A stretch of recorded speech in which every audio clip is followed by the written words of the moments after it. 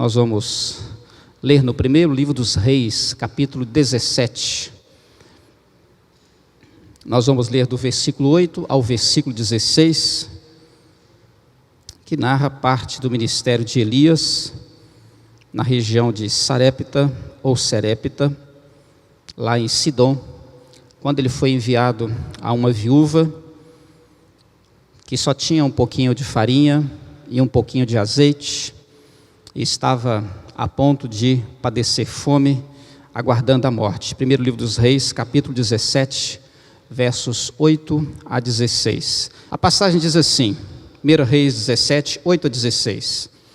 Então a palavra do Senhor veio a Elias: vá imediatamente para a cidade de Sarepta de Sidom e fique por lá. Ordenei a uma viúva daquele lugar que lhe forneça comida. E ele foi. Quando chegou à porta da cidade, encontrou uma viúva que estava colhendo gravetos. Ele a chamou e perguntou: pode me trazer um pouco d'água numa jarra para eu beber? Enquanto ela ia buscar água, ele gritou: por favor, traga também um pedaço de pão. Mas ela respondeu: juro pelo nome do Senhor, o teu Deus, que não tenho nenhum pedaço de pão, só um punhado de farinha num jarro e um pouco de azeite numa botija. Estou colhendo uns 2 gravetos para levar para casa e preparar uma refeição para mim e para o meu filho, para que a comamos e depois morramos.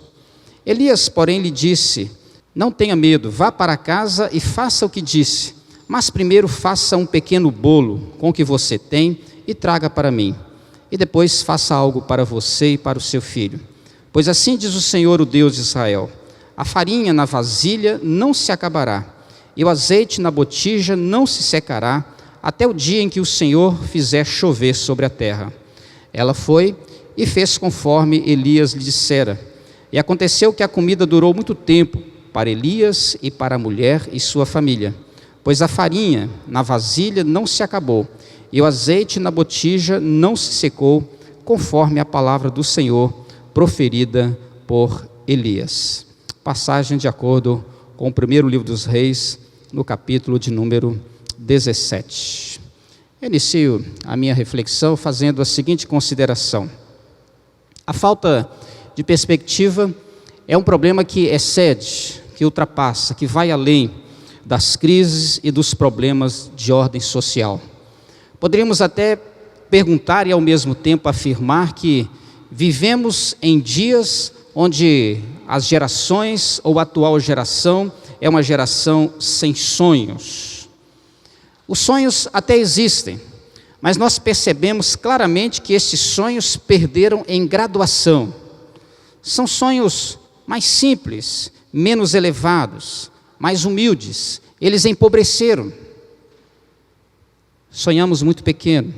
Os sonhos também existem, mas, e este é um fato que aterroriza a nossa alma, eles estão bem distantes da realidade. Até mesmo aquelas pessoas que sonham com coisas pequenas e simples, a realidade faz com que estes sonhos permaneçam e se estabeleçam à distância. A sua existência se limita às vezes à imaginação, porque as circunstâncias, a realidade, elas rimam exatamente o contrário. Eu desejo, eu sonho, mas me encontro apenas com um ideal, algo imaginário. Não é fácil viver dessa maneira, porque quem vive sem sonhos, quem vive sem perspectiva, perde muito da própria existência. A história de Elias é uma história marcada por muitas experiências interessantes. Nesse caso aqui específico, Elias foi enviado a uma viúva de Sidom. Um pouco antes, Elias já havia sido provado pelo próprio Deus. Ele, pela orientação do Senhor, havia dito ao povo que por muito tempo não choveria sobre a terra e que haveria uma grande fome. Um pouco antes desse episódio, Elias estava, por exemplo, orientado por Deus, dormindo às margens de um rio. Ele bebia daquela água e era alimentado por corvos. Interessante, quando você vai nos Estados Unidos, o bicho que você mais vê lá, depois do esquilo, são os corvos. Lá tem muito corvo. E o corvo é uma ave de rapina. Agora você imagina alguém ser alimentado por um urubu. Tudo que o urubu localiza, ele come. O corvo é a mesma coisa. Mas Deus supre as necessidades de Elias. E aqui nesse momento em especial, ele leva Elias até Sidom para atender a demanda e a necessidade de uma viúva, que possuía um filho menino. E temos aqui sinais da providência e do suprimento do Senhor. Tanto o profeta é abastecido pela farinha e pelo azeite, pelos pães produzidos pela viúva, tanto quanto a própria viúva é sustentada milagrosamente pelo Senhor. Essa viúva, nesses dias, vivia desolada, sem sonho algum, sem perspectiva, exceto a certeza de que ela comeria e logo, logo morreria. Isso porque toda a realidade que ela estava vivendo afirmava exatamente isto. Eu e você, à semelhança desta viúva e de tantos outros, precisamos da presença de Deus para corrigir as nossas perspectivas. De repente, nesse tempo de crise, no momento de enfermidade, no tempo do desemprego, no meio das lutas que são diversas, experimentadas por muitos irmãos, o nosso coração tem uma tendência a este estado decadente, de perder, de enxergar a vida como algo gostoso, prazeroso, maravilhoso, com sentido. Não nos sentimos atraídos pela vida, não nos sentimos apaixonados pela vida, perdemos os nossos sonhos, falhamos em nossas perspectivas. Nós temos aqui o Deus capaz de corrigir as perspectivas da vida. A primeira coisa é que este Deus, ele alcança o ser dominado pela desesperança. O Deus que corrige as nossas perspectivas, ele alcança o nosso ser quando ele está completamente dominado pela desesperança. As palavras da mulher revelam a sua desesperança. Eu colhi esses 2 gravetos para levar para casa, preparar uma refeição para mim, para o meu filho, para que a comamos e depois morramos. Elias, no primeiro momento, solicita água. Depois ele solicita pão. E ela responde: não tenho nada, exceto farinha e azeite, e o que eu tenho é apenas para fazer a comida para esse momento. O que ela responde retrata o seu desespero, a sua angústia, a sua infelicidade. Eu não tenho pão nenhum. Aqui está a experiência de não ter quando se precisa. É diferente, por exemplo, de não ter quando se quer muito. É diferente, por exemplo, de não ter quando aquilo que se quer e pretende é conforto. É diferente de não ter quando simplesmente gostaríamos de ter alguma coisa que não faria a menor diferença na nossa vida, exceto promover talvez um pouco mais de alegria. É diferente. Esse não ter aqui, esse não ter pão nenhum, significa algo essencial, que se precisa. Aquelas coisas que nós não podemos viver sem elas. É a confissão de uma vida vitimada e alcançada pela miséria e escassez. A falta do que é básico. É a vida totalmente destituída disso, comprometida naquilo que é essencial a ela. É óbvio que perder qualquer coisa ou viver sem qualquer coisa que nós desejamos é sempre negativo. Mas tente se colocar no lugar dessa mulher. Ela não tinha para comer. E o que tinha para comer era só para uma refeição. Mais nada. E a descrição que ela faz, só um punhado de farinha. Só. Um pouco de azeite numa botija. É a vida que vai sofrendo drásticas reduções. É o viver sem, é o viver com pouco demais, é o viver destituído, descaracterizado, é o viver sem alegria, nuvioso, escurecido, é o viver que perde a sua significação, a sua motivação. Essa mulher faz aqui a percepção da sua insuficiência, mas também das coisas que possui como sendo insuficientes. Aquilo que não resolve, que não atende à demanda, que não satisfaz, é a visão da limitação. Eu não tenho nada mais além disso. Só um pouco de azeite, só um pouco de farinha. Esse só e um pouco conjugam bem com essa vida mergulhada e afogada em desespero. A mulher estava ali colhendo gravetos. Depois ela diz ao profeta Elias que vai preparar a comida para ela e para o seu filho. E depois de comerem, eles morreriam. Naturalmente, ela não está dizendo que é a comida que vai matá-la. Mas assim que a comida deixar de produzir aquilo que ela é capaz de produzir, vem a fome. E a hora que a fome chegar, não há como mais satisfazer essa necessidade, portanto, ela vai morrer. Eu diria que este apanhar gravetos é um gesto último na luta pela sobrevivência. É só o que ela podia fazer. Tomar os gravetos, fazer ali um cozido, preparar a comida para ela e para o seu filho. Não há nada além disso que possa ser feito. E na sequência deste gesto último, a sua perspectiva inevitável, fatalista, é a morte. Ela sabia que em decorrência da fome que chegaria, a morte ali se estabeleceria, tanto para ela quanto para o seu filho. E dá para você imaginar o coração inseguro e sem perspectiva alguma de melhorias na vida dessa mulher.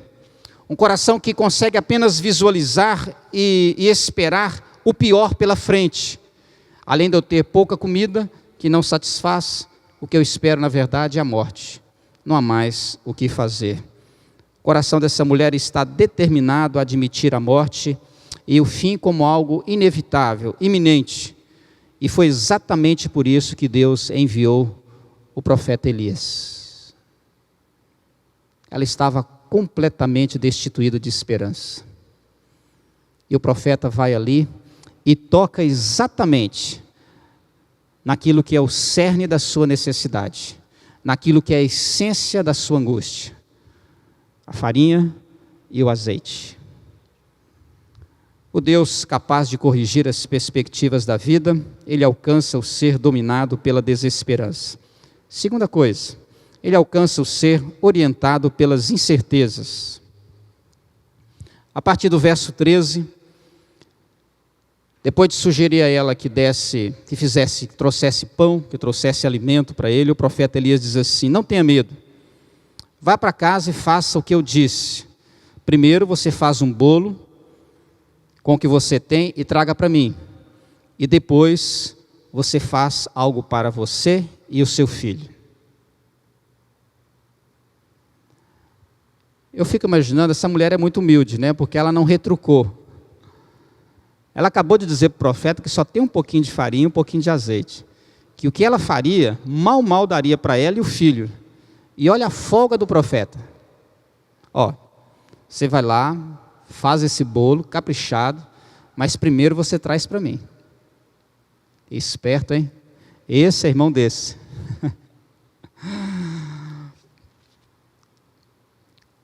Será que o profeta Elias ajudou? As incertezas dessa mulher resultam da certeza da desassistência. Quem poderia se interessar por uma viúva? Os vizinhos não se interessaram, os parentes não se interessaram, essa mulher estava para padecer necessidade, até porque talvez a maioria deles também estivesse na mesma realidade. Mas veja só, tratava-se de uma viúva, uma mulher sem recurso de qualquer natureza. Ela não possuía absolutamente nada, não tinha onde recorrer. Para agravar ainda mais a situação dela, ela tinha um filho pequeno, ou seja, um menino sem capacidade produtiva. Não era um homem que podia trabalhar, que podia correr atrás. Era um garoto. E ela agora vive e enfrenta uma estiagem interminável. Estiagem esta profetizada pelo próprio profeta que pede o bolo dela.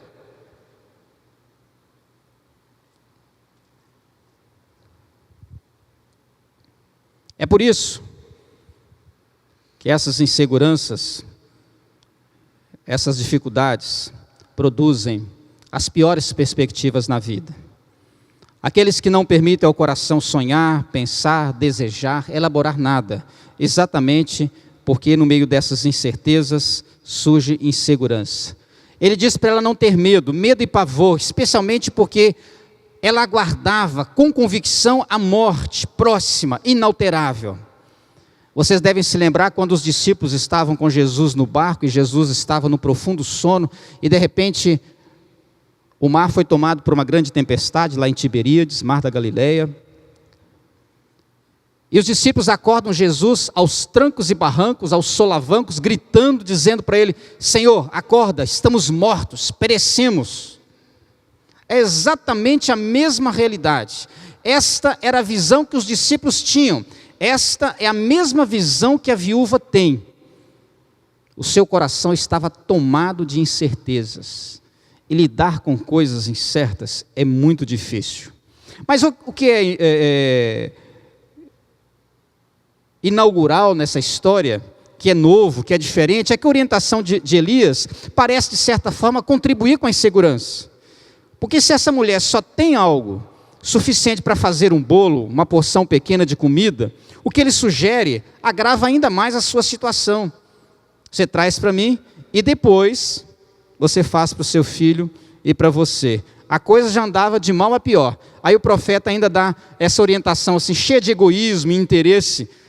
Talvez no coração dela passasse o seguinte pensamento: mas esse homem é confiável? Mas para um coração controlado e subjugado pelas incertezas, nada é tão medicamentoso, corretivo, tão bem-vindo quanto as certezas. E apesar dessa palavra estranha de Elias, desse atrevimento, desta ousadia de Elias, o que na verdade Elias vai tentar fazer é produzir no coração dessa mulher aquilo que poderia salvar a sua vida: fé. Ela precisava crer. Se ela vivia debaixo de incertezas, agora ela precisa ter certezas. E ele vai dizer no verso 14, olha, diz o Senhor, o Deus de Israel, a farinha na vasilha não se acabará, e o azeite na botija não se secará, até o dia que Deus fizer chover sobre a terra.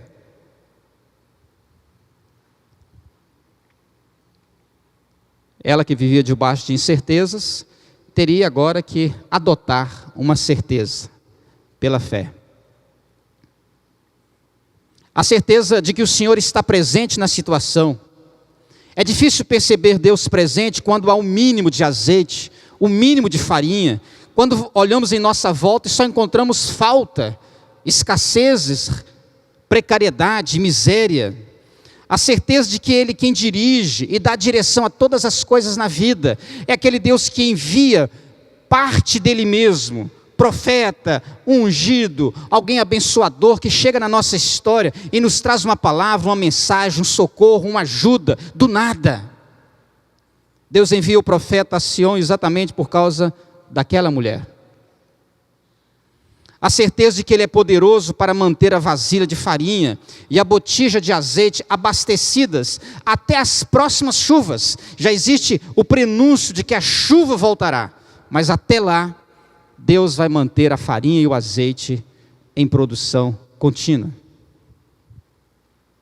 A certeza de que Ele é, e somente Ele, fará cair chuva sobre a terra no tempo oportuno. Eu e você vamos continuar vivendo debaixo de incertezas. Se alguém disser o que vai acontecer com o nosso país, está mentindo. Ninguém sabe. A única certeza que a gente tem é essa, que ninguém sabe o que vai acontecer. É óbvio que nós temos um coração otimista, confiante em Deus, sempre aguardamos o melhor. Mas nós vivemos um momento de incertezas. Mas para combater essas incertezas e não permitir que elas façam desfalecer a nossa fé e enfraquecer a nossa espiritualidade, eu e você precisamos nos firmar em certezas. A certeza de que Deus está presente, a certeza de que Deus é o Senhor da chuva, de que Deus é o Senhor da farinha, de que Deus é o Senhor do azeite, de que Deus permite, mas que Deus sustenta, se necessário for Ele realiza milagres, se necessário for Ele faz o que for preciso. Eu preciso ter certeza em Deus. É assim que nós corrigimos as perspectivas da vida, ou Ele corrige em nós. Ele alcança o ser dominado pela desesperança, o ser dominado pelas incertezas, e Ele também alcança o ser vitimado pelo abatimento. A viúva só tinha um movimento na vida: buscar gravetos para cozinhar a última refeição. O próximo movimento é a morte, ou a falta de movimento. Ela estava totalmente dominada pela inércia, pela imobilidade, apatia, desinteresse pela vida. Havia um desalento, uma fraqueza nítida, uma letargia, certa prostração. Essa mulher estava totalmente desanimada e abatida. Aí o profeta enviado por Deus vai ali para reaquecer o ser dessa mulher e fazer com que ele recobre os movimentos que a vida exige. Está faltando? Não temos perspectivas? Há só incertezas? Há só insegurança? Há só medo? Não interessa. O que interessa é que a vida pede e exige movimentos. E esses movimentos precisam acontecer diante de Deus e na dependência dEle, mesmo sem saber o que vai acontecer lá na frente. Diz o verso 15, que depois de ouvir a palavra de Elias, ela foi e fez conforme Elias lhe dissera.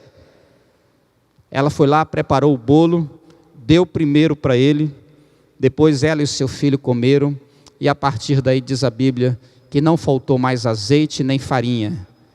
E ela manteve Elias, manteve ela e manteve o seu filho até o dia das primeiras chuvas. Ela foi e fez, porque antes disso não havia qualquer esperança, qualquer motivação e sentido para fazer alguma coisa, exceto esperar o fim. E essa expectativa de fim é a pior das perspectivas. É a pior das perspectivas. Conforme Elias lhe dissera, o seu fazer agora tem uma razão de ser. Ele está fundamentado na direção que o seu coração recebe do próprio Deus. Já não é mais a direção do seu coração que a movimenta, a mobiliza na coleta de fragmentos, de gravetos, de galhos. Não. Ela agora se vê em movimento em direção a Deus, crendo na palavra do profeta, crendo no próprio Deus, crendo nas suas promessas.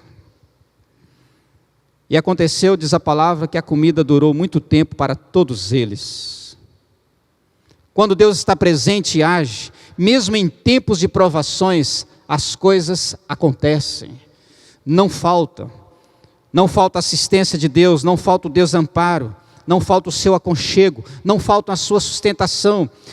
Essa mulher sai da escassez e experimenta o suprimento. Ela sai da desesperança e descortina diante dos seus olhos novos horizontes. Ela sai da perspectiva de morte para uma vida que agora é mantida e sustentada debaixo dos cuidados e do milagre que Deus promove.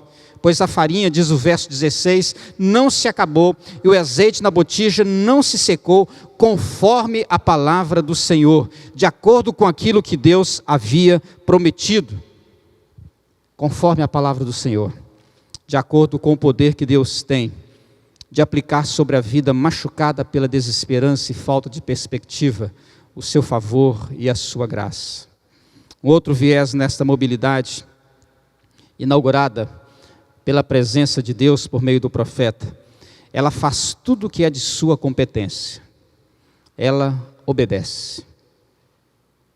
Ela não fica de braços cruzados. Ela pega o graveto, pega a farinha, pega o azeite, mão na massa, assa o pão, assa o bolo e oferece para o profeta.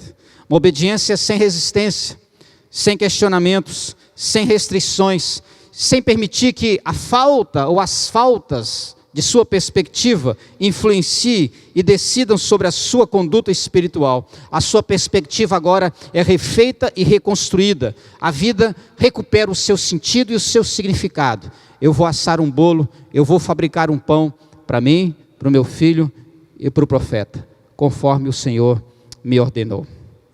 O Deus capaz de corrigir as perspectivas da vida.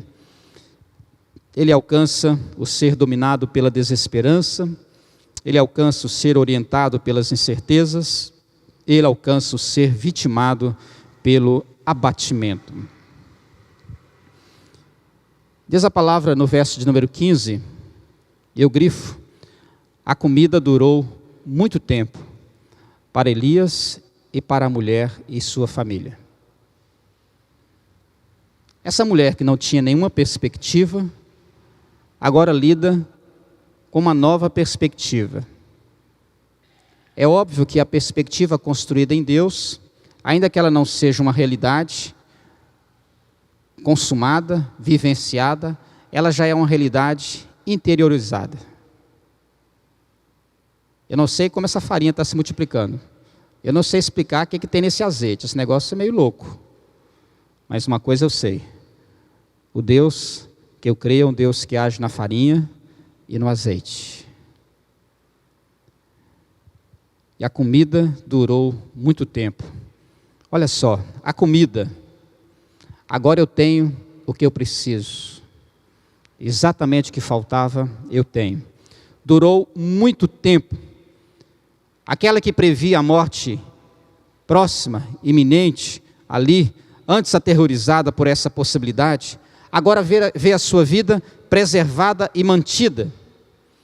É como se Deus desafiasse essa viúva, a mim e a você, a olharmos de outro ângulo, a reconstruir a nossa maneira de ler, de interpretar a nossa própria história e nossa vida, formulando novas perspectivas na intimidade e na comunhão com o Senhor, entendendo que Deus pode usar e agir a partir do que você tem, a partir do que você é, e também a partir do que você não tem, e a partir daquilo que você não é, porque Deus é mais do que você, mais do que a mim. Eu e você somos desafiados a lançar sobre a vida um novo olhar, mas esse novo olhar, ele precisa partir dele e para ele. Deus desafia essa viúva, e Deus pode usar e agir a partir daquilo que nós temos. O Deus capaz de corrigir as perspectivas da vida. Que Ele nos ajude. Eu confesso aos queridos que, quando a gente olha especialmente para os filhos, as perspectivas não são as melhores, não é? Quem tem filhos menores, como eu tenho, adolescentes ainda, jovens que não estão com a sua vida ainda totalmente determinada, decidida, a gente tem muito mais temor, muito mais tristeza do que pensar em coisas boas. O nosso coração não consegue tratar isso de uma forma diferente. Por isso eu e você precisamos olhar para o Deus que é o Deus desse país também. É o Deus que está acima de toda crise, acima de toda corrupção. É o Deus que realiza milagres, um Deus que faz maravilhas. E esse Deus é capaz de corrigir as nossas perspectivas sobre a vida aí para frente. Que esse Deus nos ajude, nos abençoe e trate o nosso coração. Amém.